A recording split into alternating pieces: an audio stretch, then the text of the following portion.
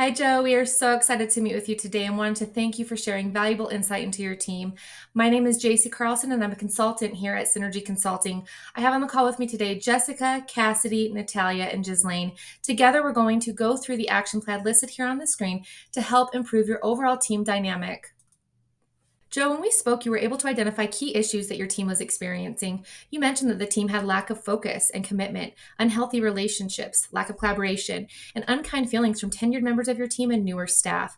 Cassidy is up next to discuss some key models with some actionable steps that you will be able to take to improve the team and the relationships. Hey, JC, thank you so much for making the introductions. And Joe, it is so great to be working with you. So, what we first want to do is give you just a quick overview of the key concepts and tell you how our action plan is formulated and how it's going to work. So, you have read both of the books that we've asked you to: Do You Care to Lead and The Five Dysfunctions of a Team. So, I'm not going to dive in to them in depth, but I will tell you that our action plan is based off of the five dysfunctions of a team. So, we are going to walk through all five of those dysfunctions, and we're going to use key concepts from Do You Care to Lead to help you improve and fix some of those problems that you're seeing within those five dysfunctions.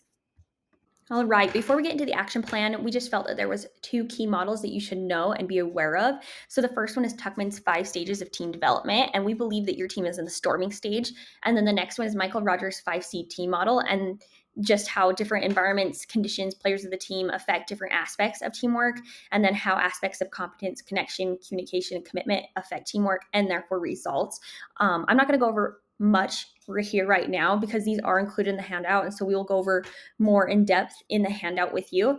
Instead, I'm going to turn the time over to Jessica, and she's going to start with her action plan. Thanks, Cassidy.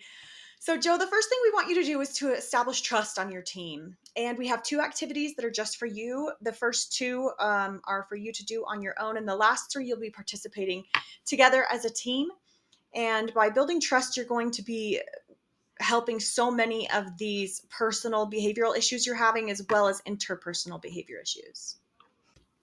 A good learning environment is one where people are safe to ask questions, where they aren't afraid to discuss their mistakes, and high psychological safety is present. And this is important because then people will start working on their mistakes rather than avoiding them.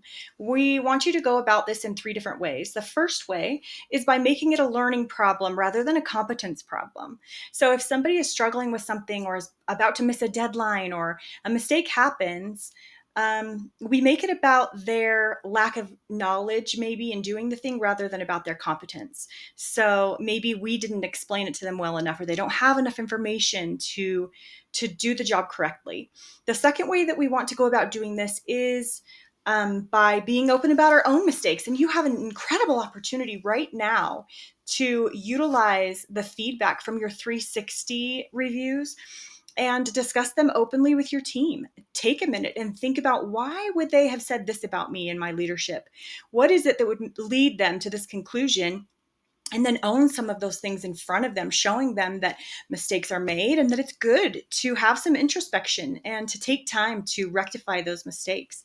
And the third way we want you to go about doing this is by using Amy Edmondson's model for achieving the learning zone. And the learning zone is when you reach high psychological safety, as well as coupled with high accountability. And once you do this, you are going to see significant progress in your team. So the next thing that we want you to do is to serve your team. It needs to be authentic service. There can't be any ulterior motives. You remember Richard Branson in the Do You Care to Lead book? He was such a great example of this. You read about the law of reciprocity in the Do You Care to Lead book as well, and saw what great things that does for your team and the helper's high that they will experience as they do go about, serving each other. We really want you to find ways to serve your team in ways that mean the most to them. So get to know them, listen to them. And as you do, you will see opportunities that will really make a difference in their lives. And those are the ways that we want you to serve them. The next thing that we really want you to commit to, Joe, is scheduling 1 hour a week to build trust with your team. We really believe that this is going to significantly improve the issues that your team is having. So for the first 3 weeks, we have activities planned out for you. And the following weeks, you'll choose your own team building activities. And JC will discuss some other options for team building activities in just a minute. But we want you to start week 1 with a personal profiling test. And there are many versions of this. We have attached 3 different versions in your consulting package that we have for you, and you can go through and choose which of these tests you'd like to administer to your team. This is really going to help you guys get to know yourselves as well as each other so much better. Everyone comes with their own experiences, with their own baggage, with their own history, culture, etc. And the more that you understand yourselves and each other, the more you're going to be able to build trust. And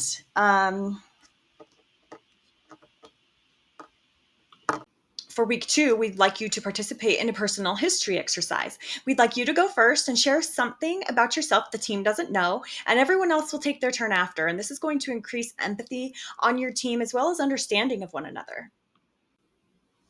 The last activity that we have for you to do as a team is to establish team norms, which are just rules of engagement that you all agree to abide by.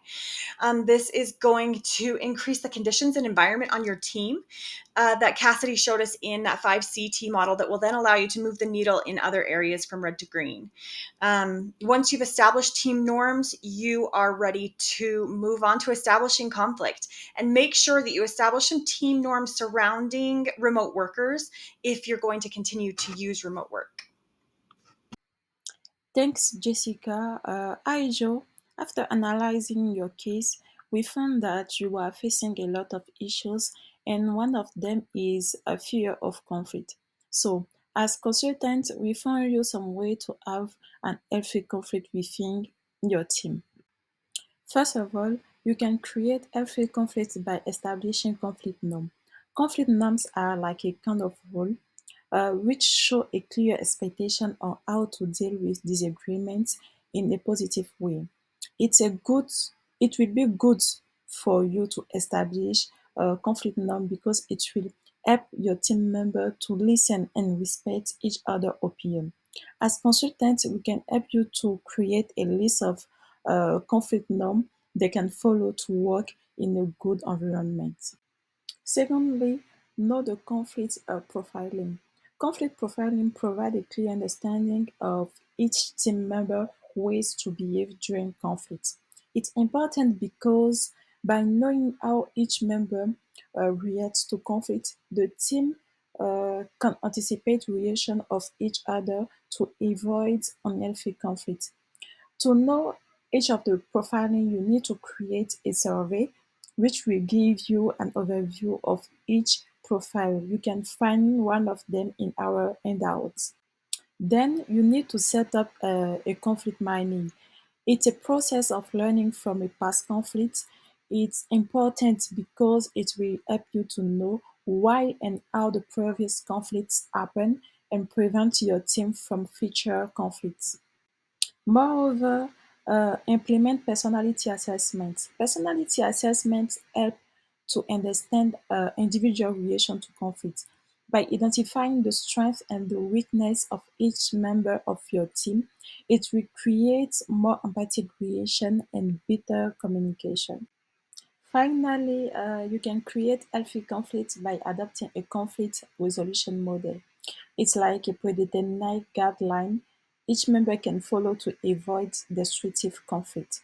For example, by using a conflict resolution model based on open communication and search of compromise, certain members will be able to solve the disputes more effectively. JC will show you how increased commitment can help you too. Thanks so much, Ghislaine. Next up is to increase commitment. To increase commitment within your teams, we do suggest several tools that we're going to utilize. First is team buy-in and clarity. Second is cross-functional collaboration. Third is team bonding activities. And fourth, we're going to discuss establishing a thematic goal. First up, Joe, is team buy-in and clarity. What we're going to utilize in this step is what's called the clarification pattern. This is where you're going to assign a team lead that will list the decisions that are made within a team meeting setting. Next, the team leader is going to review those decisions among the group until everybody understands them fully. Third, the team leader is going to write those decisions down. The last step is the team leader will then be able to communicate those out to the rest of the organization. What this does for your team is it really helps to foster honest trust and emotional support. It removes any assumptions made, and it really helps the team to be aligned. What we're going to do to help facilitate this is we have created a template for you to help guide you through these steps and to walk through this agenda in your upcoming team meetings. And that is included in your consulting package. Next up, Joe, is one of my favorites is cross-functional collaboration as well as communication channels. What this is it's a group team meeting where everybody gets together from various departments and shares insights, shares best practices, and any tips that they may have that can help their fellow coworkers.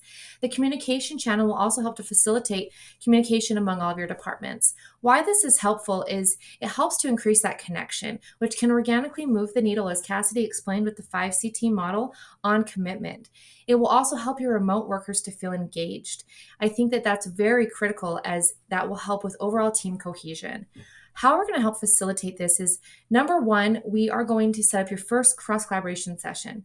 Number two, we would like to set up a communication channel by use through Microsoft Teams, where the Forest Group can communicate with all aspects of what your team is going through on a day-to-day basis. And we will provide a template for announcing that communication to your group. Next up is bonding. Bonding is a very critical element for a team. This is where your team gets together and connects with one another. They get to know each other on a deeper level, and it will help improve relationships. This can look like team retreats, regular team lunches, quarterly themed parties, and community service to show that you care. Why this is important is, again, it helps to organically build connection among your team, which will then move the needle, as Cassidy explained on the 5CT model, in commitment, which will help overall team dynamic. How we're going to help facilitate this is by first conducting a survey with your team. This survey will gather valuable feedback from them in terms of how they would like to connect, activities that they'd like to participate in, and so on. Second, we've created a team calendar for you that has key events listed, meetings, various activities to get to know one another, and everything will be hosted on that team calendar that you can share with your team.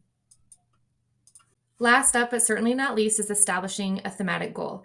A thematic goal is a single overarching theme that is a top priority for your entire team for a given period of time. This goal must be qualitative, it must be time-bound, and it must be shared among all of your departments. This is also something that needs to be action-oriented. What that means is including words such as improve, reduce, diminish, and establish. Why this is important is it really helps to provide a focus that aligns with all your team efforts towards a common objective. This helps to motivate your team by also providing them with a clear goal that ties back down through success lines to their individual goals. It helps with commitment and motivation and helps to keep everybody engaged. How we're going to help facilitate this is by first setting up a brainstorming session, which are very productive. This helps us to come up with some ideas for your thematic goal for this time period. Second, we are going to give you and provide you with the necessary tools to create your own thematic goal. We'll give you a blueprint with different components that are very important in setting this goal up for your team. From there, you'll be able to utilize this in team meetings, one-on-one, and any other session with your department to make sure that you're working towards the common and shared goals with the team. Next up, we have Cassidy, who is going to go through accountability. So as JC mentioned, I am going to talk about that fourth dysfunction, inattention to results. So in order to hold a team accountable, we suggest that you do the following three things. First, leader to employee accountability. How do you do that? Well, what this means as a leader is that you hold your employees accountable. We're going to talk more about that. Second, I will tell you that it's not just enough to hold your team accountable. You need to have your team members holding themselves accountable. So the way that we suggest that you do this is, or start creating this, is using a team assessment test. And then third, you have to have peer-to-peer accountability. So what we would do to suggest starting to create that is by using a team effectiveness exercise. And let's get more in depth on what all of those mean. The first solution that I mentioned was that you have to have leader to employee accountability. So you have several employees that you probably need to have some hard conversations with. From the book, Do You Care to Lead? And in the section Nurture, it talks about how leaders, when they tend to have some of these difficult conversations, one of the things that they do is do nothing, which is not a choice for care to lead leaders. So you have to figure out a way to hold employees accountable. This is not really something that we can show you in a model. We have some suggestions that you could try, such as move up, move over, and move off, and you can find that in Do You Care to Lead? And then we also suggest holding employees accountable to the thematic goal, timelines that you set, other things that your company develops. And the reason that we suggest that you do this is because if you don't hold employees accountable, then you're not going to see results. And you're also going to see some of those deceiving and falling stars really start to make your team crumble and affect your rising and your rock stars. All right, let's dive into the second solution, and that is to increase accountability by taking a team assessment test. So, as I previously mentioned in that introduction slide, is that it's not enough for your employees to be held accountable by you. That's great, that's a big piece of the puzzle, but they also need to be holding themselves accountable. So, what we suggest here is that team assessment test, and what that is going to be and what that looks like is it is a questionnaire that you have your team take where they rate themselves on a scale from how often to do they never do a certain type of behavior. We have compiled like a template for you and maybe what this would look like, and some suggestions, and have put it in the consulting package, and so you will be able to see that, and we as consultants can help you create that team assessment questionnaire for them to take. And we also would suggest that you take this yourself. And what this is going to do is it's going to help your employees hold themselves accountable by helping them look inward and seeing what they are contributing to the team and maybe what they're not contributing to the team, what behaviors they're bringing, and help them, as I said, look inward. So let's move on to the last solution. All right, last but not least, the third solution is to increase accountability by creating peer-to-peer accountability. So the way we would suggest you do this is using a team effectiveness exercise. And what that is each person will write down a strength of each team member, and then everyone shares. And then after that, everybody's going to write down a weakness of each team member, and then they're also going to share that. Obviously, this is not something we want to do right now. We will want you to wait until we take care of some of these other dysfunctions. We obviously need to have trust, commitment, communication, healthy conflict before we do any of this. But peer-to-peer communication is how you're going to achieve essentially the nirvana of teamwork. So this is something that is very important. We have a template that is going to be provided in your consulting package, so please look for that in those handouts. And I'm going to turn the time over to Natalia to finish. Thank you, Cassidy. Now I'm going to talk about attention to results. To foster a result-oriented culture, we need to establish a clear performance metric and regulatory review progress, and provide ongoing feedback and recognition. Ensuring every team member understands the role and expectations is key. By setting clear goals and maintaining regular reviews, we'll drive a higher productivity, accountability, and motivation across your team.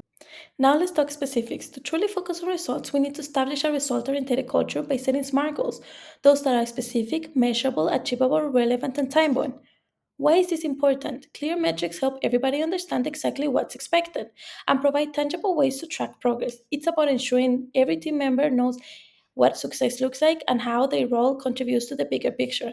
To assist with this, we have created a goal setting template which is provided in your handout. This tool will guide you through defining these SMART goals and setting up a system for regular reviews and adjustments.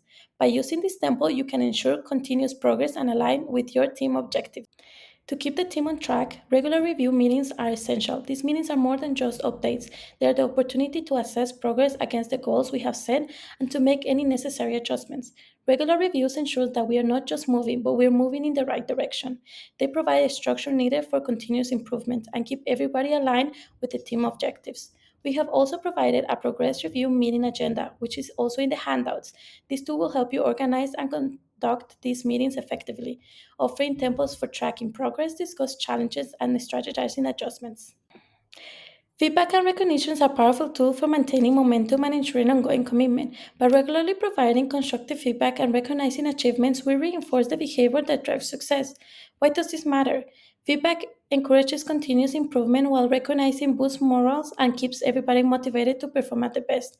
To make this easier, we have prepared a feedback and recognition program which is also in the handouts.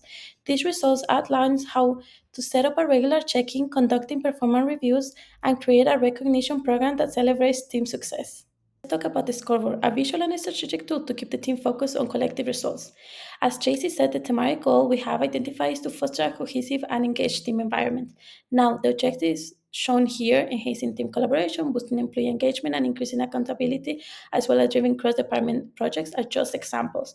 These can and should be adapted to meet the specific needs of your company.